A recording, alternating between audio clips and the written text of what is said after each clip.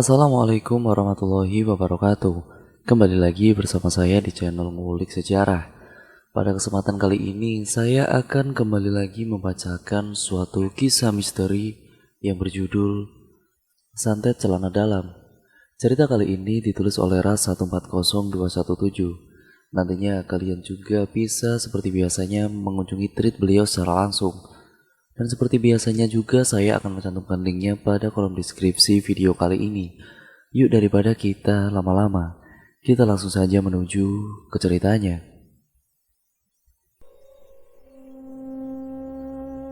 Sore itu Bu Ipin dimarahi habis-habisan oleh Bu Silo yang punya toko sembako terbesar di desa tersebut. Saat mau ngutang saja manis sekali mulutmu itu. Giliran ditagih, nanti terus. Begitulah jawabannya. Orang itu kalau punya hutang, diingat, biar matimu nanti tidak dijepit tanah kuburan. Bentak Bu Silo, kemudian sementara Bu Ipit hanya terdiam dan sesekali mengusap air matanya. Makanya, lain kali kalau tidak sanggup bayar jangan utang. Kamu kira warungku itu hasil dari ngemis apa? Lanjut Bu Silo, yang semakin mengeluarkan kata-kata kasar dan hinaannya kepada Bu Ipit. Apalagi saat orang-orang sudah berkumpul menyaksikan Bu Silo yang tengah memarahi Ibu Ipit itu. Aku kasih waktu seminggu lagi. Kalau masih belum bisa membayarnya, maka lihat saja nanti. Bentak Bu Silo seraya berjalan meninggalkan halaman rumah tersebut. Bu Silo itu awalnya adalah pendatang baru dari suatu daerah yang lumayan jauh dari desa, yaitu desa tersebut. Dia juga merupakan orang yang terpandang dan juga disegani di desa itu. Bu Silo mempunyai beberapa rumah sewaan dan beberapa toko yang menyediakan berbagai macam kebutuhan, dan juga satu toko yang menjual bahan bangunan dan sangat-sangat lengkap.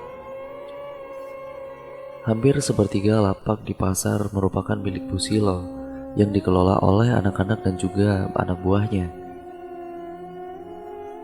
Dan hampir sepertiga lapak-lapak di pasar merupakan milik Bu Silo yang dikelola oleh anak-anak buahnya yang satu daerah dengannya.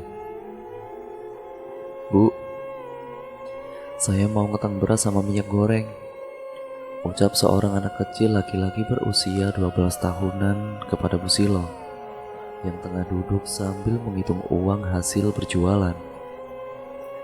Bu Silo menghentikan aktivitas menghitung uangnya itu sejenak. Lalu ia menatap ke arah si anak laki-laki itu. Siapa yang menyuruhmu, Jul? Ibumu mana? Tanya Bu Silo dengan nada yang ramah. Sangat jauh berbeda pada saat ia memarahi Ibu Ipit. Uma sedang memantat, Bu, atau menyadap karet pada istilah di situ. Katanya nanti kalau sudah mawang kantalan, utangnya langsung dibayar, Bu. Jawab Jul kepada Bu Silo. Lalu Bu Silo tersenyum dengan ramah, kemudian dia berdiri mengambilkan beberapa kilo beras dan juga minyak goreng, serta beberapa bungkus mie instan setelahnya. Maaf Bu, tapi kata Uma aku disuruh ngutang minyak sama beras saja, tidak pakai mie instan. Kata Jul menolak. Ini ibu kasih untukmu, tidak masuk hutang Jul. Jawab Bu Silo dengan bibir tersenyum. Jul tersenyum menerima bungkusan plastik yang berisi beras, minyak, dan juga mie instan tersebut. Lalu kemudian berpamitan kepada Bu Silo yang kemudian menatapnya dengan bibir masih tersenyum. Namun beberapa langkah saja Jul meninggalkan warung itu, tiba-tiba Bu Silo ambruk. Mendengar suara itu saat tubuh Bu Silo menyentuh lantai, Jul langsung bergegas berlari menghampiri tubuh Bu Silo yang sudah tergeletak lemas, tidak sadarkan diri. Bu, Bu, panggil Jul dengan tubuh yang bergemetar ketakutan. Sementara uang-uang yang tadi dipegang oleh Bu Silo berhamburan dan berserakan di mana-mana. Tolong, tolong, teriak Jul berulang kali. Dan sesaat kemudian datanglah beberapa orang warga sekitar. Tapi orang-orang itu tidak langsung menolong Ibu Silo. melainkan lebih dulu mengumpulkan uang-uang Bu Silo itu yang berhamburan di sekitar situ. "Kamu apakan Bu Silo, Jul?" tanya salah seorang ibu-ibu. "Saya tidak melakukan apa-apa, Bu. Saat saya mau pergi tadi, saya mendengar gedebuk benda jatuh. Dan ternyata setelah saya lihat, Bu Silo sudah seperti ini." Ishak takut Jul kalau dia dituduh membunuh Bu Silo. Dan sesaat kemudian, Bu Silo akhirnya siuman dengan sendirinya. Ternyata tadi Bu Silo hanya pingsan karena kepalanya sangat pusing sekali. Bu Silo kaget melihat Jul yang menangis terisak-isak di dekatnya. "Ibu tidak kenapa-napa, Jul.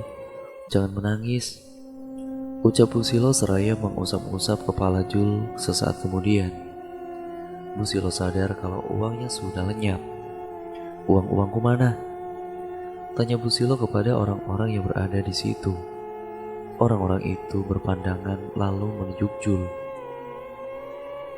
"Tadi si Jul teriak-teriak minta tolong. Nah, saat saya datang ke sini, ternyata uang ibu berhamburan. Jadi sebelum banyak orang-orang berdatangan, saya langsung mengumpulkan uang-uang ibu. Dan ini uangnya, Bu. Saya hanya mengumpulkannya yang ada di tanah. Selebihnya bisa ibu tanyakan sendiri kepada Jul," ujar orang itu. Bu Silo menerima uang tersebut yang ternyata sudah sangat banyak berkurang. Namun ia tidak ingin menuduh Jul, karena ia tahu sifat anak itu sangat jujur dan juga sangat polos. "Assalamualaikum," ucap Bu Silo di depan pintu rumah Jul. "Waalaikumsalam," jawab seorang wanita yang itu adalah ibunya Jul. "Maaf ya Bu kalau saya terlambat bayar hutang. Rencananya nanti sore saya mau melunasi utang saya ke rumah Ibu Silo," ucap ibunya Jul. "Ah, kau ini Rus. Aku kemari ingin mengantarkan oleh-oleh dari Banjarmasin ini untukmu dan juga Jul. Kalau tidak ada Jul saat itu, entah apa yang akan terjadi kepadaku. Dan masalah hutang itu, aku 100% percaya kepadamu. Karena masalah hutang, kau itu berbeda dari orang yang lain, Rus. Sebenarnya yang membuatku kesal itu ialah saat mereka selalu mengatakan tidak punya uang, tapi bisa membeli barang-barang mewah. Namun hutang yang hanya beberapa rupiah saja tidak mau membayarnya. Itu yang membuatku sangat kesal Rus kepada mereka," ujar Ibu Silo. "Oh iya Rus, nih baju-baju ini untukmu semuanya, dan ini juga untuk Jul. Nah, yang ini makanan untuk kalian. Aku senang sekali jika kalian mau menerimanya, Rus," kata Bu Silo seraya membuka tas-tas dan juga plastik yang berisi banyak makanan dan juga baju-baju yang sangat bagus-bagus. "Apa ini tidak kebanyakan, Bu?" tanya ibunya Jul. "Kalau mau memberi itu jangan tanggung-tanggung, jadi ambillah ya," jawab Bu Silo seraya tersenyum. "Terima kasih banyak ya Bu," ucap ibunya Jul. "Aduh, kamu itu bisa kerja tidak ah? Gulanya tumpah-tumpah begini. Lihat," bentak Bu Silo pada salah satu pekerja, yaitu yang berada di rumahnya. Si wanita itu hanya bisa terdiam tanpa berani menjawab.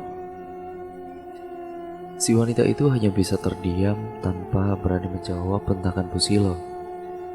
"Kau akan aku berhentikan, mengerti tidak?"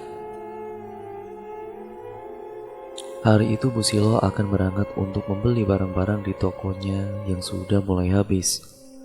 "Aduh, celana dalamku yang sering kupakai pergi jauh itu di mana sih, Han?" tanya Bu Silo pada perempuan yang pernah ia marahi tempo hari. "Saya tidak tahu, Bu. Bukankah sudah saya cuci dan juga saya lipat, Bu?" jawab perempuan itu. "Iya, tapi sudah kucari di lemari tidak ada. Terpaksa aku pakai yang ini. Datangnya nanti sudah Palancet Papi Kangen." Palancet Papi Kangen di sini merupakan biasanya istilah yang di sana panggal paha memerah dan terasa sakit dan biasanya terkena gesekan-gesekan pinggiran celana dalam atau keseringan terkena basah. Begitulah ujar Busilo. Perempuan itu hanya bisa menunduk mendengar perkataan Busilo. Setelah berkata seperti itu, Busilo langsung pergi untuk bersiap-siap berangkat. Singkat cerita, 2 hari sudah berlalu. Hari itu Busilo masih berkeliling di tengah pasar untuk mencari barang yang akan ia jual. Tapi entah kenapa saat di pasar, Ibu Silo banyak diam dan sering duduk. Wajahnya juga terlihat pucat dan juga gelisah.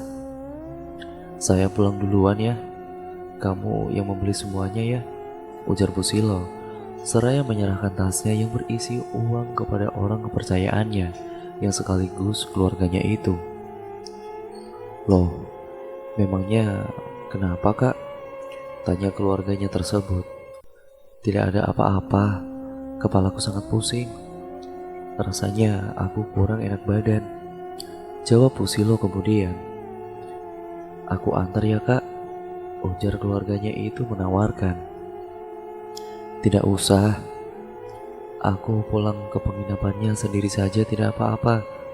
Lebih baik kamu membeli barang-barang yang sudah aku tulis di buku catatan itu saja, Mai," kata Busilo.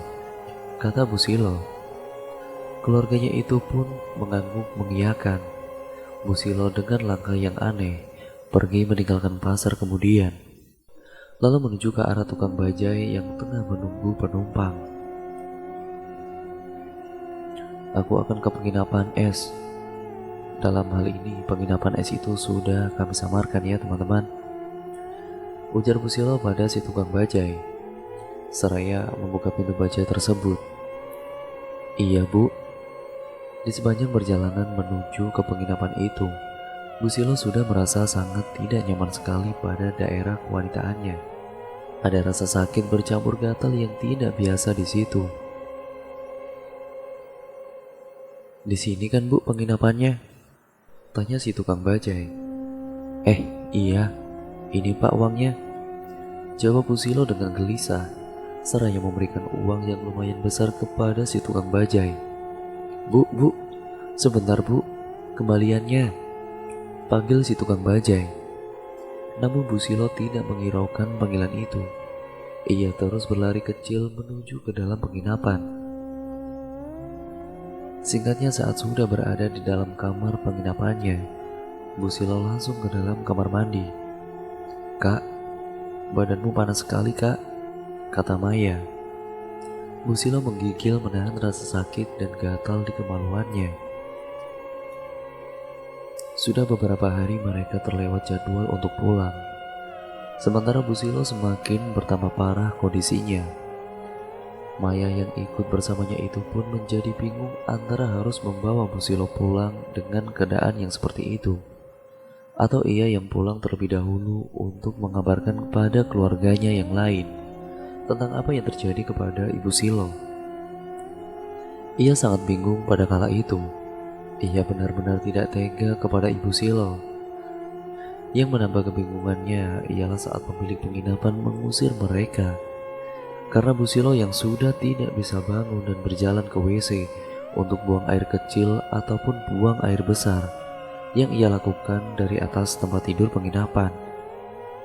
Dan bau busuk yang keluar saat pintu kamar itu dibuka juga sangat mengganggu tamu lainnya dari penginapan tersebut. "Sekali lagi saya mohon maaf bu, silakan ibu bawa ibu ini keluar dari penginapan saya, karena di sini bukan rumah sakit bu. Tamu-tamu yang lain terganggu oleh bebauan yang berasal dari kamar ibu ini," ujar si pemilik penginapan. "Saya minta waktunya pak. Saya akan membawa saudara saya ini ke rumah sakit. Saya ingin keluar untuk mencari ambulan," kata Maya meminta pengertian dari si pemilik penginapan itu. Tanpa berkata ataupun mengiyakan, si pemilik penginapan pergi meninggalkan Maya. Dan kemudian seperginya pemilik penginapan itu, Maya pun langsung pergi setelah kemudian mengunci pintu kamar penginapan yang di dalamnya ada Ibu Silo. "Pak, saya kan dari desa pak, dan saudara saya tiba-tiba sakit keras dan sekarang berada di penginapan. Nah, pemilik penginapan itu mengusir kami. Jadi saya mau tanya Pak, bagaimana caranya memanggil ambulan ke sini untuk menjemput saudara saya yang sakit itu Pak ke penginapan, lalu kemudian membawanya ke rumah sakit. Saya mohon bantuannya ya Pak. Saya benar-benar tidak tahu lagi harus meminta tolong kepada siapa di sini. Ujar Maya terisak. Baik, saya akan memanggilkan ambulans. Dan nanti setelah itu, saya akan mengarahkan mereka ke penginapan itu. Kamu tunggu saja di penginapan, kata bapak-bapak tukang becak tersebut. Alhamdulillah, terima kasih banyak ya Pak. Lalu setelah itu, si tukang becak tersebut langsung pergi meninggalkan becaknya. Lalu kemudian ia naik taksi kol entah kemana. Sementara itu, Maya langsung berlari ke arah penginapan. Setelah sampai di depan pintu kamar, ia dikagetkan dengan kemunculan beberapa ulat keba yang seharusnya tidak ada di daerah perkotaan seperti itu. Ulat keba di sini adalah ulat yang sangat-sangat besar untuk ukuran seekor ulat. Kakinya banyak mirip lipan. Bagian atas tubuhnya sangat keras mirip-mirip terenggiling. Ulat keba ini kalau disentuh tubuhnya akan terenggiling menjadi bulat. Nah, menurut kepercayaan di sana, ulat ini juga bisa buat pambanji atau membuat huru-hara rumah tangga musuh. Caranya yaitu melemparkan ulat keba itu ke rumah si target sampai tubuh ulatnya pecah. Dari mana ulat-ulat ini? Batin Maya lalu berjalan keluar lagi untuk mencari sesuatu yang bisa digunakan mengusir ulat-ulat itu. Dan setelah ia menemukan sebilah ranting kayu di halaman penginapan tersebut, ia pun langsung masuk lagi. Namun anehnya ulat-ulat itu sudah tidak ada lagi di sana. Apa mungkin tadi itu hanya khayalku saja? Saat pintu terbuka, Maya melihat Busilo yang sudah berada di bawah tempat tidur dengan kotoran yang berceceran di sana-sini di dalam ruangan itu. Tanpa ragu, Maya membersihkan kotoran-kotoran Busilo di tubuhnya. Lalu kemudian melepaskan spray dan juga perlahan-lahan mengangkat Busilo ke atas tempat tidur. Lalu kemudian setelah selesai, ia pun langsung membersihkan lantai dan mencuci spray tersebut hingga menjadi bersih dari kotoran-kotoran Busilo itu. Dan tidak lama kemudian, tiba-tiba terdengar suara ketukan di pintu. Maya langsung berlari dari kamar mandi untuk membukakan pintu itu. Syukurlah Bapak sudah datang, ujar Maya setelah mengetahui siapa yang datang bersama orang-orang tersebut. Boleh kami masuk? Tanya seorang yang lain. Maya mengangguk dan membukakan pintu lebar-lebar. Tolong ya Pak, ucap Maya pada si bapak tukang becak. Tadi sudah saya katakan sama orangnya nak, mungkin ibu itu akan langsung dibawa ke rumah sakit, jawab si bapak. Dan kemudian singkatnya Busilo akhirnya dibawa ke rumah sakit, sementara Maya juga ikut bersamanya di ambulan. Sebenarnya setelah diperiksa, ibu ini tidak sakit apa-apa. Tapi anehnya kenapa di kenyataannya seperti ini ya? Kemaluannya membusuk hingga ke dalam. Begitu juga dengan tubuh beliau, seperti lumpuh. Lalu sebenarnya saudara saya kenapa? Tanya Maya terisak. Kami akan mencoba melakukan yang terbaik. Sudah beberapa jam Maya menunggu di luar kamar Busilo dirawat. Tiba-tiba ia teringat si bapak-bapak tukang becak yang sebelum ia pergi tadi sempat membisikkan sesuatu kepada Maya. Sakitnya tidak wajar. Begitulah kata si bapak-bapak tukang becak itu. Kemudian tanpa ragu lagi Maya segera berlari keluar. Dan kebetulan setelah berjalan sebentar, Maya akhirnya sampai di sebuah pangkalan bajai. Pak, ke depan penginapan ini ya Pak, ujar Maya. Lalu setelah si bapak tukang bajai mengiyakan, Ia langsung membuka pintu bajai tersebut. Semoga bapak itu masih ada di sana. Begitulah batin Maya. Dan singkatnya, dari kejauhan Maya melihat si bapak tukang beca itu masih ada di tempat tadi sewaktu Maya meminta pertolongan. "Pak, stop pak." Setelah membayar ongkosnya, Maya pun kemudian langsung turun. "Pak, masih ingat dengan saya?" Bapak-bapak itu tersenyum dan mengangguk. "Bagaimana saudaramu?" tanya si bapak Maya kemudian menggeleng. "Kata dokter, saudara saya itu tidak ada sakit apa-apa, Pak." Dokter juga bingung, karena sebenarnya kalau dilihat dengan mata, saudara saya itu sakit bahkan terlihat sangat parah. Sebenarnya saudara saya itu kenapa sih, Pak? Dan kenapa sakitnya di sini? Saya ingin sekali membawanya pulang, tapi keadaan saudara saya itu tidak memungkinkan sama sekali, Pak. Saya juga pernah berpikir untuk pulang sendiri, mengabarkan semuanya kepada keluarga di sana. Tapi saya tidak tega, Pak, meninggalkan saudara saya sendiri di sini. Begitulah kata Maya. "Maaf, Nak. Bukannya Bapak nakut-nakutin kamu. Tapi saat Bapak ikut masuk ke dalam kamar penginapan itu, Bapak melihat beberapa makhluk menyeramkan. Ada yang duduk di dekat saudaramu itu. Ada juga yang sebagian kepalanya masuk ke dalam selimut saudaramu itu. Tapi entahlah, Bapak tidak punya keahlian dalam berurusan dengan makhluk-makhluk seperti itu. Makanya Bapak cuma bilang kalau sakitnya itu sakit tidak wajar," ujar si bapak itu. Maya kemudian menatap lekat kepada tukang beca itu. "Lalu saya harus bagaimana, Pak?" "Begini saja. Bagaimana kalau anak ini Bapak antar ke tempat Guru Aslan? Biasanya orang-orang di tempat Bapak selalu menemui beliau jika ada yang menderita sakit tidak wajar," jawab si bapak menyarankan. Kemudian tentu saja dengan cepat Maya mengiyakan saran dari si bapak.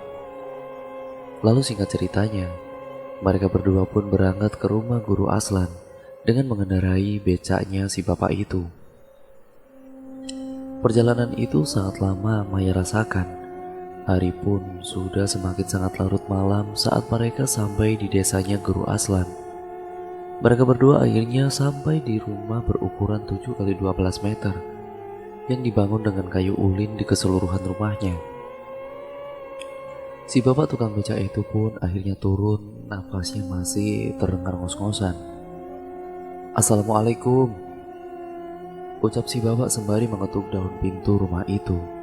Beberapa kali kemudian dia terus mengetuk. Barulah terdengar jawaban dari dalam.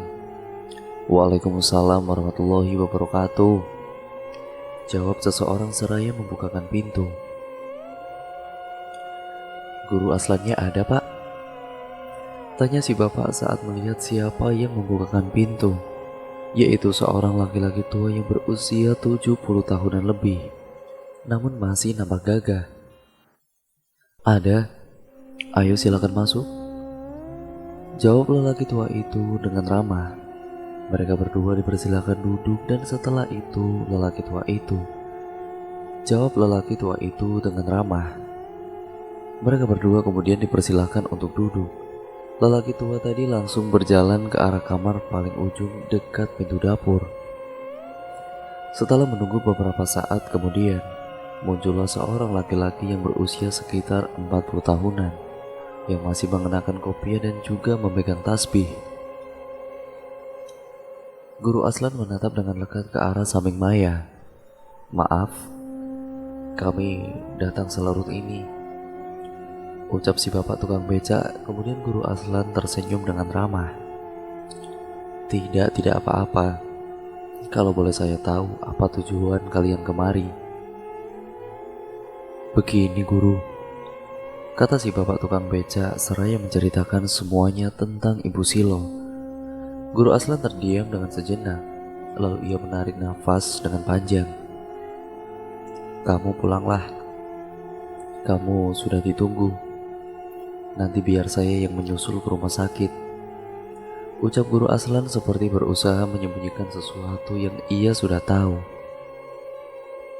Maya dan si bapak tukang becak saling berpandangan. Baiklah kalau begitu guru, kami pamit pulang dulu. Ucap si bapak tukang becak seraya mengelurkan tangan untuk bersalaman dengan guru Aslan. Hati-hati, nanti secepatnya saya akan ke rumah sakit, ucap guru Aslan kemudian.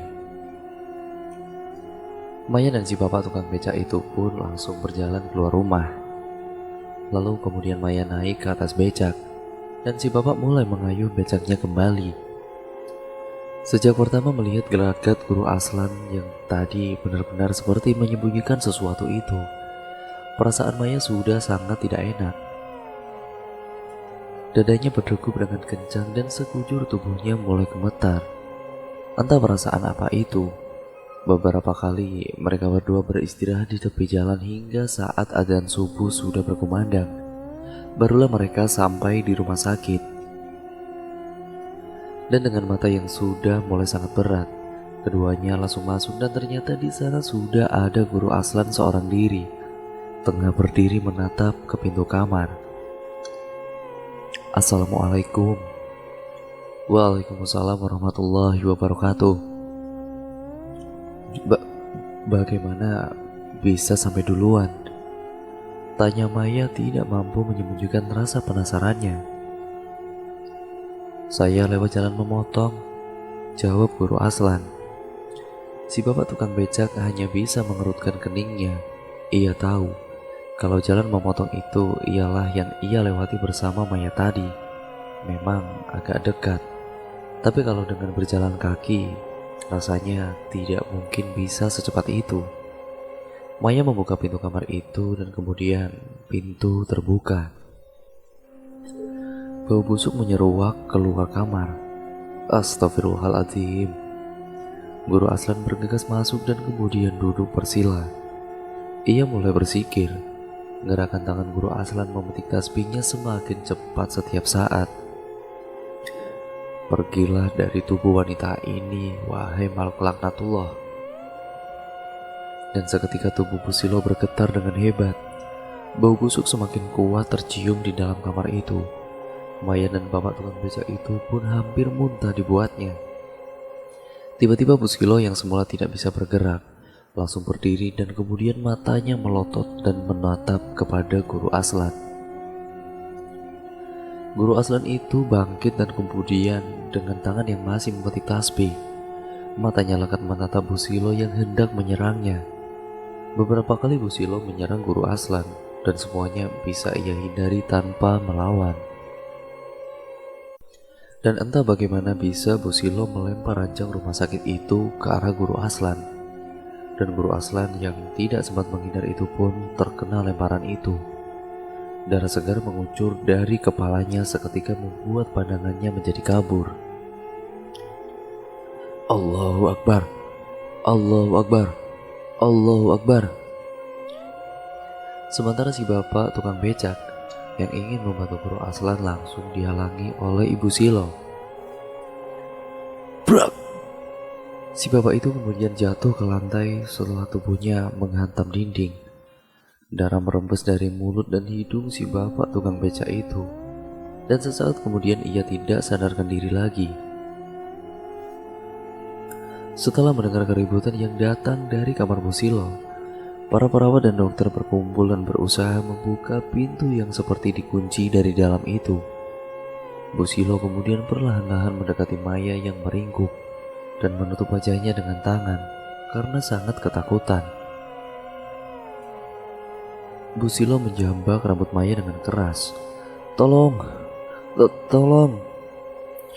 Teriak Maya ketakutan dan ia mencoba melepaskan rambutnya dari tangan Ibu Silo. Jangan kak, sakit kak, jangan, isak Maya. Brak, brak. Busilo membenturkan kepala Maya ke dinding sampai Maya tidak bergerak lagi. Brak. Guru Aslan berhasil bangun lagi setelah darah penuh di wajah dan juga di bajunya. Sebelum mendekati Ibu Silo, Guru Aslan membaca 2 kalimat syahadat dan berserah diri kepada Allah. Allahu Akbar. Orang-orang yang berada di pintu luar itu pun terus berusaha membuka pintu. Wah! Teriakan Bu Silo terdengar mengerikan. Kaki Guru Aslan kemudian bergetar seolah-olah tidak mampu lagi untuk berdiri menopang tubuhnya. Sudah cukup kau menyakiti perempuan itu. Pergilah. Jangan kau siksa dia lagi. Namun lagi-lagi makhluk yang berada di dalam tubuh Bu Silo itu tidak menjawab apa-apa. Ia malah semakin gencar menyerang Guru Aslan. Guru Aslan kemudian terbatuk. Darah segar keluar dari dalam mulutnya. Ia sadar ternyata ada seseorang yang mengendalikan makhluk bisu dan tuli itu dari jauh. Dan Guru Aslan pun terkena serangan dari jarak jauh itu. Si majikan makhluk itu. Lalu kemudian Guru Aslan mencoba untuk fokus pada si penyerang jarak jauh. Namun itu tentu saja tidaklah sangat mudah. Karena setiap Guru Aslan sudah mulai terfokuskan, makhluk yang berada di tubuh Bu Silo itu langsung mengecaukannya. Si bapak tukang beca yang ternyata juga sudah mulai siuman. Kemudian ia berusaha untuk bangun dan membantu Guru Aslan yang sudah mulai melemah akibat serangan-serangan fisik dari Ibu Silo dan juga serangan dari jarak jauh dari musuh itu. Si bapak itu mengambil selimut dan langsung menangkap Bu Silo menggunakan selimut itu. Bu Silo mengamuk dan hampir saja si bapak tidak bisa mengatasinya. Namun untungnya pintu berhasil terbuka dan para perawat itu memasung tubuh Ibu Silo sehingga mematikan gerakan dari Ibu Silo tersebut. Keringat dingin sudah membasahi wajah dan juga baju Guru Aslan. Ia terus memejamkan matanya dan terus berdoa, mencoba untuk melawan serangan gaib dari pihak musuh. Aku berlindung kepadamu ya Allah, ucap Guru Aslan di akhir doanya. Lalu ia berjalan dengan langkah tertati-tati menuju ke arah Bu Silo. Guru Aslan lalu meletakkan tangannya di atas ubun-ubun Ibu Silo. Sesaat kemudian terdengar suara erangan dari Ibu Silo yang sangat mengerikan. Beberapa saat Ibu Silo mengerang dengan tubuh yang bergetar hebat, dan beberapa saat kemudian tubuh Ibu Silo kemudian melemah dan juga ambruk. Guru Aslan terduduk kemudian dan ia menarik nafas dengan sangat lega. Alhamdulillah ya Allah. 3 hari kemudian, keadaan Bu Silo sudah berangsur-angsur membaik. Kemaluannya yang membusuk pun sudah sembuh secara total. Sementara Guru Aslan juga sudah membaik kondisinya. Hari itu Bu Silo dan Maya akan kembali ke desanya. Maaf Pak, saya mau menyampaikan sesuatu. Kalau barang-barang milik pribadi, sebaiknya jangan menyuruh orang lain mengurusnya, karena tidak tahu hati seseorang, apakah dia membenci kepada kita atau yang lain-lain. Dari sini belajarlah untuk lebih berhati-hati Bu, ucap Guru Aslan. Saat Bu Silo dan Maya bertamu ke rumah Guru Aslan untuk berpamitan, baik Guru, saya akan lebih berhati-hati lagi. Terima kasih sudah mau menolong kami. Terima kasih atas semuanya, kata Bu Silo seraya menyerahkan amplop putih. Sampai saat ini tidak diketahui siapa yang membuat Ibu Silo sakit, karena Guru Aslan tidak pernah mau mengatakan siapa dalangnya. Dan sejak saat itu juga, Bu Silo menjadi ramah tamah dan lebih memperhatikan lagi barang-barang miliknya, agar kejadian dulu tidak terulang lagi. Dan cerita pun akhirnya selesai dan tamat sampai di sini. Terima kasih untuk kalian semua yang sudah menyimak dan menonton video kali ini. Jangan lupa pula teman-teman untuk kalian like, komen, dan share video kali ini sebanyak-banyaknya, agar channel ini lebih bisa berkembang lebih baik lagi. Dan jangan lupa pula nih, untuk kalian klik tombol subscribe serta nyalakan lonceng notifikasinya, agar kalian tidak ketinggalan video berikutnya dari channel ini. Sekian dan terima kasih. Sampai bertemu di video yang selanjutnya. Wassalamualaikum warahmatullahi wabarakatuh.